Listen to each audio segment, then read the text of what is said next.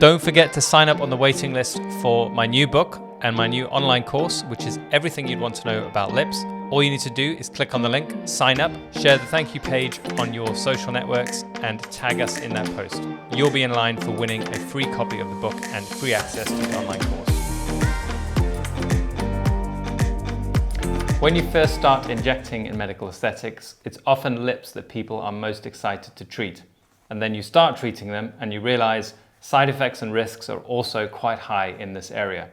And then the anxiety starts, and we need to figure out, how do I get those beautiful results without causing subsequent problems? And that's what this show is about. Here are 6 tips on how to inject more safely in lips.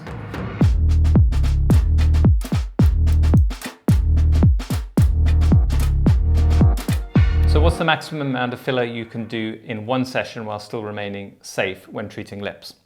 Personally, I don't think you should ever go beyond 1 ml per session. Now, I know that lots of people do this. The risk of doing too much at once is it may be a bit of a shock to your patient. You may get a bad aesthetic result if you put too much in one session. And it's nice to have that space where you can think about what you've done, reassess, and add more in a more controlled way. There's a chance that you can invert the wet-dry border, and then you have people constantly licking their lips to keep their lips wet. And there's a tiny risk perhaps of compression or lumpiness caused by putting too much filler in one particular injection. What are the risks of occlusion in the lips, and how can we avoid this? Well, this is a big topic. The risks are fairly high, but the severity of lip occlusions tends to be lower for 2 main reasons. Firstly, they are usually diagnosed fast because you can see when the lips haven't got blood flow to them. So treatment normally happens earlier. The rescue processes are usually more effective. And the second is that we don't tend to be using very large volumes in the lips. So the occlusions tend to be smaller than what they might be if you're using a full 1/2 ml as a bolus, for example.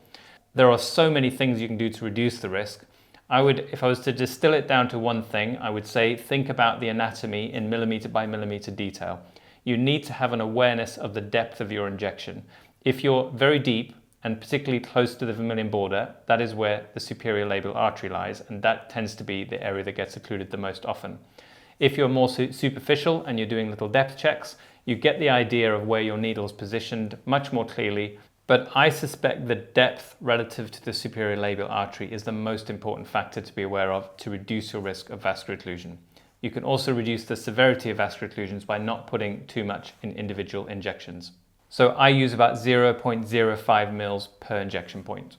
Next question is related. How deep can you inject while staying safe? The superior and inferior labial arteries tend to be about 3 to 5 millimeters underneath the vermilion border, both on the top and the bottom lip. That's your highest risk area, 3 to 5 millimeters from the surface of the skin. So that gives you an idea of where the most dangerous point is. If you are less than that, you should be further away from the artery, obviously.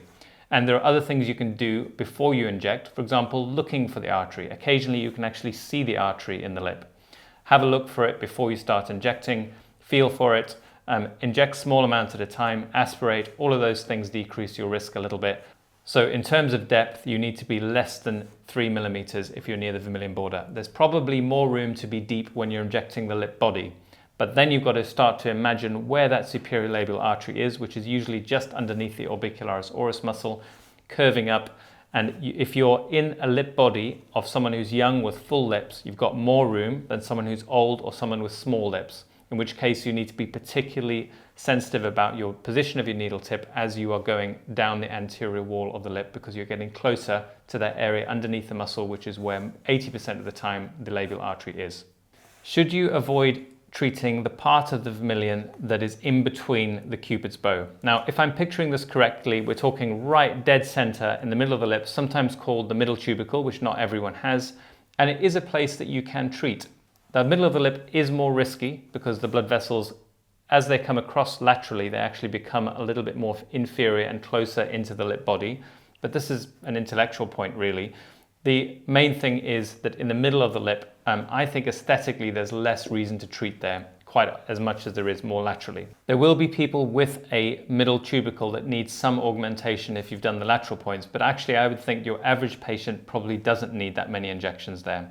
Now, I do see people injecting right down to augment the cupid's bow. Sometimes I think that has the opposite effect, which is as you're injecting along the vermilion border medially between the cupid's bow, you, instead of creating an arch where the cupid's bow becomes more prominent, you fill the middle and you actually lose some of that shape. So that can happen, and it's an area that I don't treat very often unless I'm certain that won't happen. Next question is, I'm an experienced injector, but I still end up getting lumpy lips. How can this be? So, there are lots of things that contribute towards lumps. Assuming your patients aren't reacting, which wouldn't be in your control, you'd have the same risk as any other patient group. The factors would be how much are you putting in one particular bolus, because the more you put with one injection, the more likely that your patient can see and feel that. The second would be that you're using a product that's more likely to cause lumps. So you may want to consider trying different products, particularly softer products, and the lips might be better. The third is that you're not massaging your patient after you've treated them. So I always say massage is about 50% of the work that you're doing. You do your injection, and then I do a little strategic check in different places of the face just to make sure the filler is where I want it to be. Now, I know there are people who teach that if you inject correctly, the filler is always where you want it to be. But if you watch filler, you will often find, particularly in lips, you can see it squirrel away into different places that you didn't mean to inject. It just follows a low pressure route and can collect in areas where you don't actually want the filler to be. So the thing to do is, in between injections, or at least when you finish the procedure, is feel and shape the lips almost like you're sculpting with plasticine to make sure they are the shape that you want. Very gently. It's a tactile process. You're feeling and squeezing at the same time. Smooth along the lips. Shape so that you're not squeezing product obviously into the white lip. And that should reduce your risk of lumps dramatically. Just a simple massage after every procedure. How can you avoid bruising when injecting lips? The simplest way to reduce bruising is to reduce the number of entry points. Every single time you stick the needle into the lips, you are going to go through some structures, and some of them will be blood vessels that will bleed. The more often you go into lips, the more bruising that you'll get. So the first thing to reduce bruising is don't inject unnecessarily large number of injections if you can do the same job with less. So review your treatment plans and see what's the most efficient way of getting filler into the lips without going in too many times. The second is to control your movements. So I see a lot of new injectors when they first start, and they have coarser movements than the more experienced injectors. So it's very important that you become very stable before the needle enters the skin. You want to make sure that your body is stable from your feet upwards. So feet stable, splayed apart, pelvis resting on the bed, your forearm resting on the couch, your hand resting on the patient's face, sometimes with your finger as well, stabilizing it so that the only muscles that you have to control are in your fingertips. This gives you much more ability to control the fine movements, which means you're not going unnecessarily deep or lacking that control. That's one of the main things I see with new injectors, is that they haven't got that tight control over their fingers because they are unstable somewhere else along that system.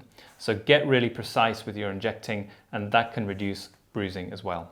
The next factor which I've noticed is the temperature of your room, and particularly on hot summer days can dramatically affect how much blood is in your patient's face, so that when you inject them, they bleed for longer. Now, I noticed this years ago that my clinics would take longer if I didn't have an air-conditioned room, or if it was a particularly hot day. And that's just because vasodilation to keep the body cool means there's much more blood to leak out, more of the vessels are expanded, and as you inject, you bruise more.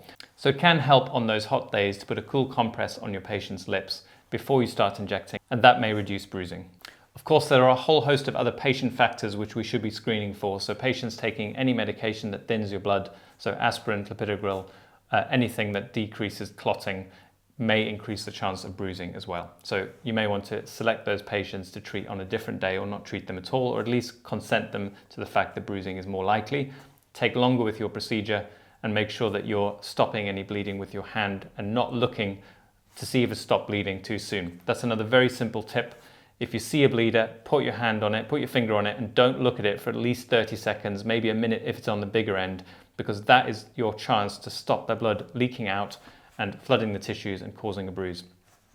One final thing to say on this, there's actually lots of other things you can do on bruising, but it's really important to explain to your patients what a bruise is, because many of them think a bruise equals an injury, and effectively what they'll go home thinking is, this patient, I've been injured by my clinician, rather than I have a blood vessel that had a needle pass through it and it leaked blood under the skin. I know this is very odd, because all medical professionals, we know what bruising is, But most patients actually have never thought about it in any detail. And when you explain to them what a bruise is, they quite often feel a lot better about the whole thing, because it makes perfect sense that if you stick a needle into the skin, there will be some blood vessels there. Sometimes they will bleed, and that's all that a bruise is. It doesn't mean that you've been assaulted. If you'd like to ask more questions, don't forget to drop them in the comments. It does inspire us to come up with new content to help you guys succeed.